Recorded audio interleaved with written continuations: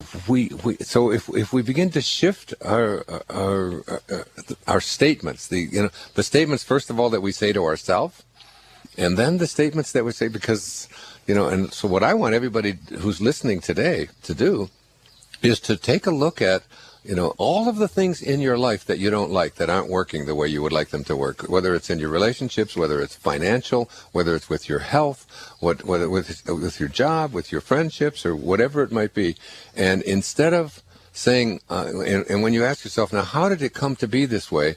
Kind of go back and go all the way back as far as you can go to even being a young boy or a young girl. And how many times have you heard or said the words that were predictive of this showing up in your life? And then get to a place where you start to change that around. And you have not only a different set of expectations, but a different way of making decrees, so that you decree that things are going to work out, that your prosperity is on its way, that your relationship is going to improve, that your health is something that you have control over. I'll give you an example of this, and then we'll open up to the phones. My daughter Serena is here, who's written a book called Don't Die With Your Music Still In You. It's a book that I give out on the show to people who call in, my experience growing up with spiritual parents. And she has a new little baby. Her baby's name is Sailor, and Sailor is 3 months old. Now, Sailor has something called acid reflux, so that her stomach, so when she's nursing or when she gets her bottle or whatever it is, she starts throwing up a lot. Now, my daughter Serena has had this her entire lifetime, from the time that she was a little girl, and her mother, my wife, also had that when she was a young girl. It's this thing called acid reflux, okay? And they have little prescriptions for it, Prilosec and things like that people take. It's sort of predictive of what Serena has experienced for herself in her whole life. So I said to her yesterday, I said, honey, do you realize that that little baby who came out of you shares your DNA and shares your blood, and is as, just because the cord has been cut, but is just as connected to you, spiritually and metaphysically and mentally, is just as connected to you as if she were inside of your womb, and that you had this experience yourself. And rather than already setting up this decree that Sailor's going to have this, is just something she's going to have to struggle with. My mother had it. She has, I had it, and now she's going to have it. I said, you have the capacity to communicate with her and begin to program into her subconscious mind from the time that she, and every time you look at her and see her, she can, when you look at her, she looks at you different than anybody else, because you're her mother, and she looks into your eyes and all that. And instead of telling her that you have acid reflux and I'm really sorry, I'm going to give you more milk than you need and you're going to have this for a lifetime, I said, you have the power to heal this. To put your hand on her stomach and on her throat, and when she's taking this, instead of convincing yourself that this child is going to have this for a lifetime, I want you to begin to just say to yourself, I can heal this for you, honey, and talk to her like this. And I put my hand on her stomach and I said, you're such a sweet baby, and you don't have to have this throwing up stuff, and you don't have anything called acid reflux. You're perfectly healthy. You're a divine creation. You are perfect. Mommy's going to be here for you and show you exactly how to deal with this, and start programming her subconscious mind right now, so that when words do begin to develop within her, and she speaks first in words and then in sentences, what you're going to say is that you don't have this. This is just a minor little obstacle, and it's not anything that's going to dominate your life. And and read your sister's book, Goodbye Bumps, because she was able to do the very same thing by shifting her consciousness around. So we get programmed from the time that we're little, about what we can do and what we can't do, how fast we can run, how much we can lift, how athletic that we are, how good we are at mathematics, how, whether or not we're coordinated, whether we can dance, whether we can do a headstand, whether we get, it's just almost every few minutes of our life, there are these decrees coming out of us. And you don't want to have any decree coming out of you that isn't predictive of what you would like to attract and create for yourself, versus a decree that says, it's going to be difficult, I can't make it happen, my luck is never going to work out, I've been sick, this runs in our family, my mother had it, my grandmother had it, and on and on and on and on it goes. I think the most important thing that you can get out of this is to understand that you are a choice-making individual, and that all of the conditions that you find yourself in your life, all of the circumstances of your life, all of the emotional reactions that you have to all of the people and all of the things and events and so on that take place in your life are really choices. And that's a very difficult thing for a lot of people to get, because they're raised to believe that I can't help the way I feel. I have a right to be miserable when somebody treats me in a certain way. I can't help it. I've always been that way. It's just my nature. It's just the kind of person that I am. This waiter was directly from Italy and was serving this wonderful pasta and all of these things. And he was a madman. He was a maniac. Every customer was getting him all upset. He would talk to the other head waiters and running back and forth and getting himself all worked up. Finally, I said, come on over here. He said, what are you doing this for? I do this all the time. You do therapy wherever you go, right? I said, what are you taking this so serious? All you're doing is serving spaghetti. It's no big deal. I said to him, you know, before you're 50 years old, you're going to have a heart attack. Guarantee it, if you continue to behave that way every day. He said, look, what do you expect from me? I'm Italian. So, well, that explains it. I mean, his rationale for his behavior was, I can't do anything about it, I inherited it. You know, I just got deficient anger genes. I mean, I've heard kids say that, you know, when they're failing math. I can't help it. My father was lousy at math, my grandfather was, I inherited, you know, deficient math genes. It's just not my fault. I can't do anything about it. The fact is that anything that goes on inside of you that is immobilizing, that gets in your way, that keeps you from functioning in the ways that you would like to function, that stops you from reaching your goals, whatever they may be in your life, anything inside, you choose. It's yours. You own it all. And if you don't like anything about yourself, anything, are you shy? Are you nervous? Are you afraid? Are you somebody who can't handle getting up in front of groups because it scares you? Are you someone who gets angry too much? Do you find yourself being manipulated and controlled by other people too often? Are you afraid to stand up for what you believe? Are you a terrible cook? Are you lousy at tennis? You haven't got a backhand? Whatever it may be, it doesn't make any difference. You are the sum total of the choices that you make in your life. If you don't buy that, if you buy into another system, which a lot of psychologists will teach you, which is, it's in your unconscious. You can't help it. After all, you're a middle child. What do you expect from a middle child? You know, certainly can't have any identity of your own. Or maybe you're an only child. Oh, God. Maybe you're the youngest of 12. You had 11 parents, you know, all your life. Somebody telling you what to do from the time or maybe you were the oldest and you had to be a parent for 9 others or whatever. You can use any excuse that you want, or you can just say, the devil made me do it, or it's God's fault. You know, a lot of people blame God. God and Mother are most responsible for all of the things that are wrong with us, you know.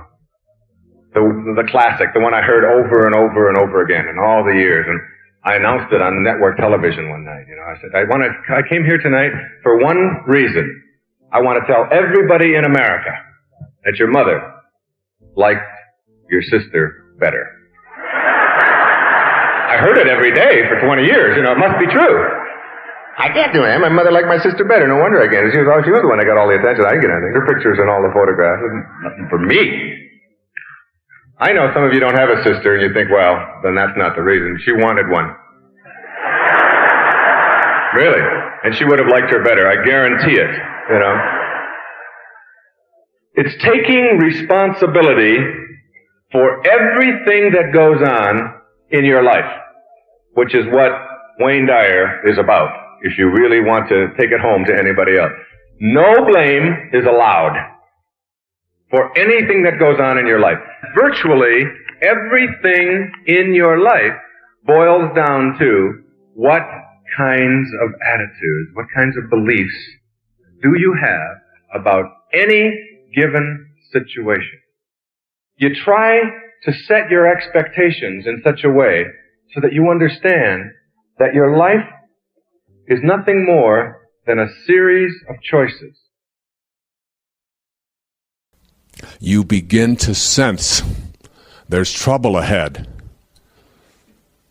And so you look at a group of people that are standing on a corner and you think that could be trouble. And your intuition says, run around them rather than next to them. And you run and you avoid that. And something tells you when you're walking out of a parking lot, there's some intuitive sense that says, I think I should have somebody accompany me when I'm doing this. And you listen to that intuition. Sometimes it isn't there and it's not necessary. When it's there, you pay attention. You begin, synchronicity isn't any more confusing than the thought that exists between a mother and her baby. It's not any more difficult to understand than the idea of a remote control in your television set. And when we then have these synchronistic events in which we access our intuition, and what I'm suggesting is that when you reach these higher frequencies, intuition, insight, creativity, all of these things become negotiable. You can access them. You have the knowing.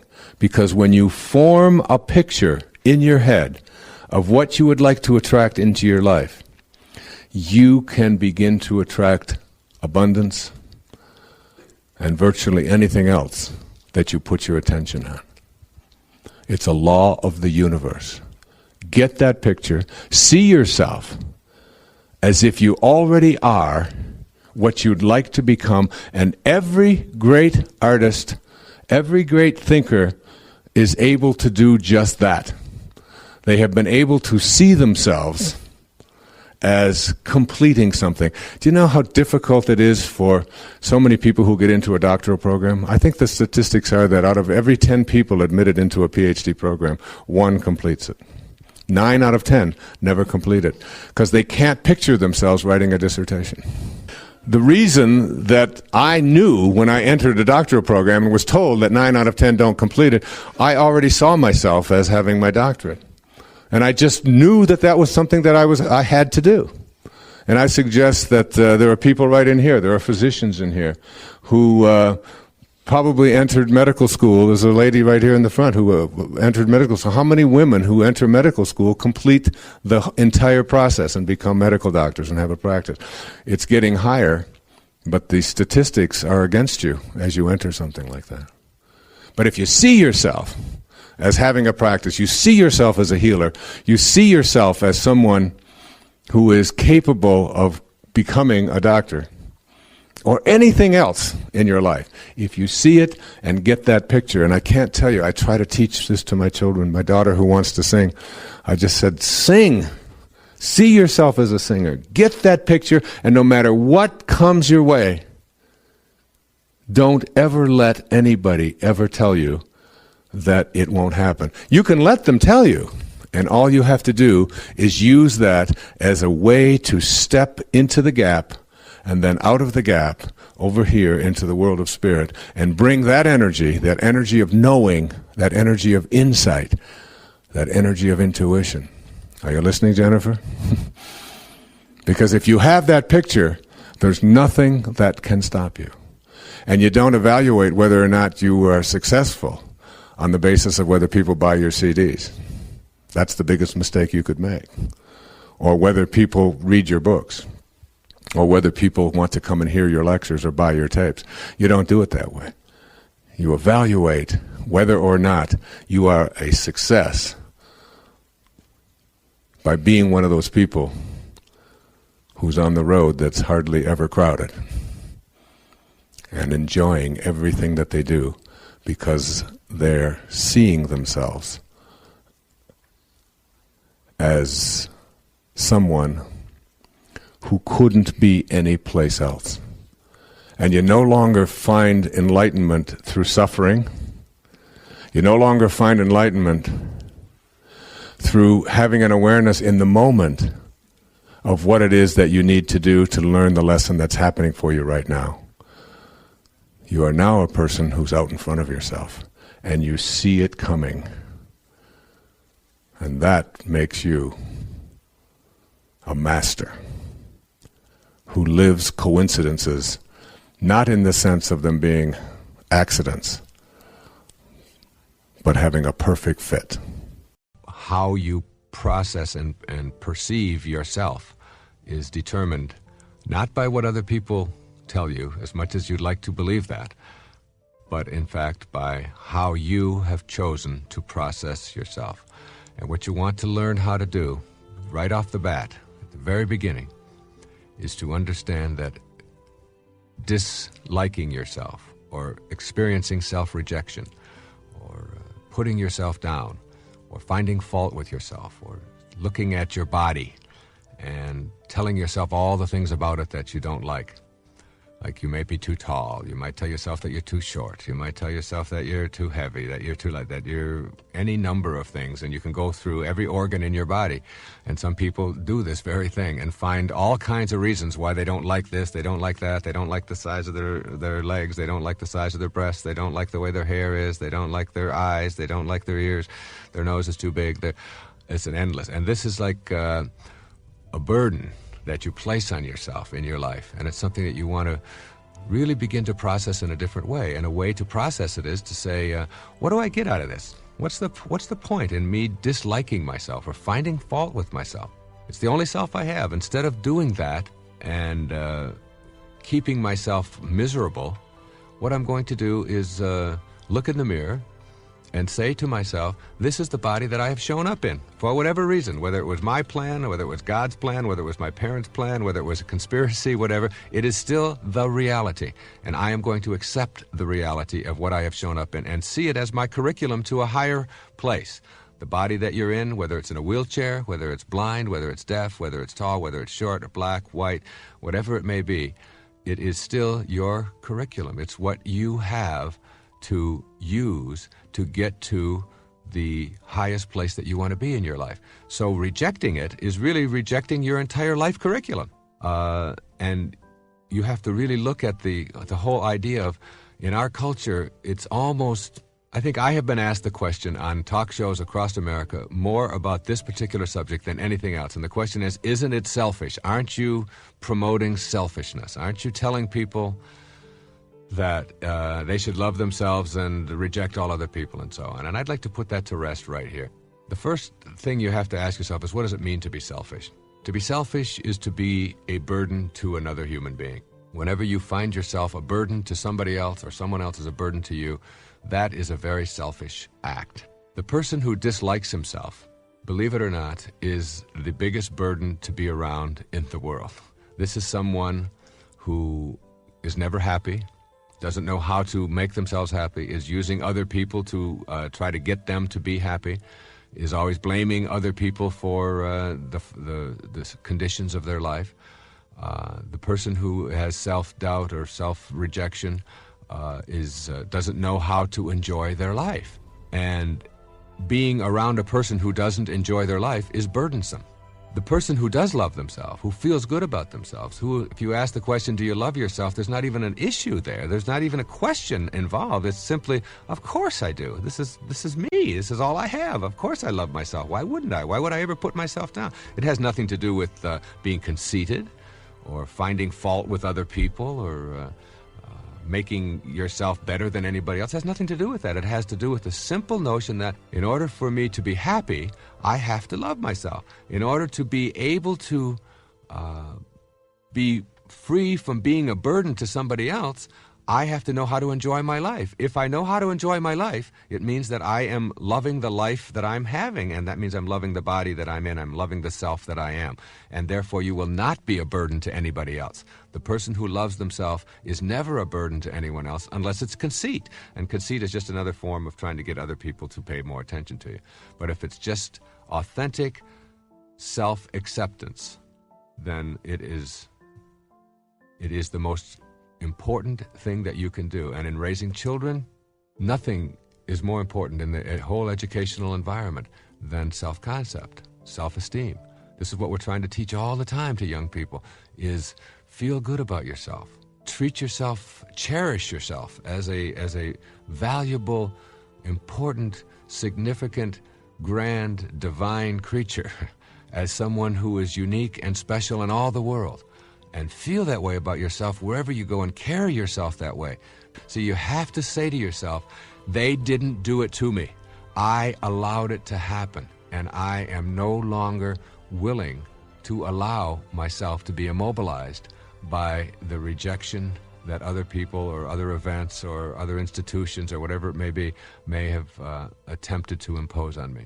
So what you want to do at this point is if you can see that there are areas of your life in which you are self-rejecting, and identify them and make a commitment to changing them, then you can come up with some specific things that you can do about it. You can begin to discipline yourself to select new responses to others' attempts at making you feel good. When someone says to you, gee, you look really nice today, you can practice, instead of that immediate self-rejecting kind of, oh, it really isn't me, or this is my hairdresser, or whatever, you can just, a very simple thank you, or it's nice to know that you appreciate me. Just, even if you don't mean it. I mean, just sometimes you have to fake it, but faking it is all right, as long as you are practicing a kind of, hey, if someone says to me I look nice, or that I smell good, or that I look nice in this outfit, or that I look younger than I am, or whatever, I'm entitled to that. I'm entitled to a compliment. I'm worth that. You can practice saying things like, I love you, and check out when someone says that back to you, how do you react to that? What is your reaction to that? And accept the I love yous and the caresses and the affection that other people are directing at you as something that is directed towards someone who deserves that, rather than always doubting it and saying, oh, I wonder if he really does that, or I wonder if she really means it, or and all of the doubting kind of things. Of course you would love me. Your attitude, your inner conversation goes, of course you would love me. I'm worth being loved. I'm a valuable person.